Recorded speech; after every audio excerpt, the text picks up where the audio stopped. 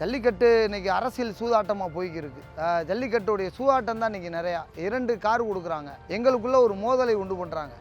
ஜாதி மதம் பேரம் இல்லாமல் ஒரு தட்டில் உட்காந்து ஒன்றா சாப்பிட்றோம். களத்துக்கு போனால் எங்களுக்குள்ளே ஒரு இதை வந்து பூர்த்துறாங்க. அது பூர்த்தக்கூடாதுன்றதான் எங்களுடைய இது. 2 கார் கொடுத்து பார்த்தீங்கன்னா ஜல்லிக்கட்டில் சமமாக எல்லா பேரும் சம உரிமையாக வாழக்கூடிய இடத்துல எந்த மாடு வேண்டாலும் பிடிச்சிட்டு நாங்கள் சார் வெளியே போய்க்கிருந்தோம். எந்த மாடு வைத்தாலும் போடுற ப்ரைஸை வாங்கிட்டு போய்க்கிருந்தோம். அதான் ஒரு தட்டில் ஒரு பானை சோறை கொட்டி இதை தின்னுடான்னு சொன்ன கதையா இதை எங்களுக்குள்ளே ஒரு இதை இப்போ ரொம்ப பூர்த்துறாங்க. எப்படின்னா ஜல்லிக்கட்டில் ஒரு அடிக்ட் ஆகி அது மிகப்பெரிய ஒரு கேம்லிங்கில் கொண்டு போய் சேர்க்கக்கூடிய ஒரு இதாக இந்த கார் சூதாட்டம் பைக்கு சூதாட்டம் மிகப்பெரிய வேணான்றோம். ஒன்றா இருக்கோம், மருத்துவத்தை கொடுன்றோம். இந்த 2 கார் கோடியாக கொண்டு வந்து ஜல்லிக்கட்டில் வந்து உலகத் தமிழர்கள் வந்து எத்தனையோ டாலர் கொடுக்குறாங்க.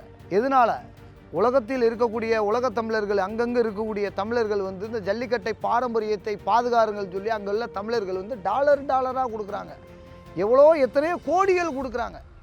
அந்த கோடிகளை மருத்துவ காப்பீடு திட்டு போட்டு கொடுங்கன்றோம்.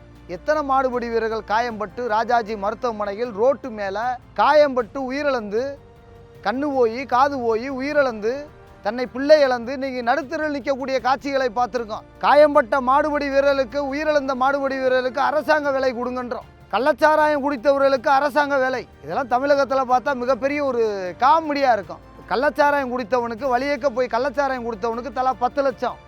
இந்த பண்பாடையும் பாரம்பரியத்தை கலாச்சாரத்தை பாதுகாக்கக்கூடிய ஒரு மாடுபடி வீரருடைய உயிர் இழந்தவனுக்கு 0. அது எங்கன்னு கேட்டால் அதுக்கு கிடையலை. பல நாளாக உட்காந்து போராடுறோம்.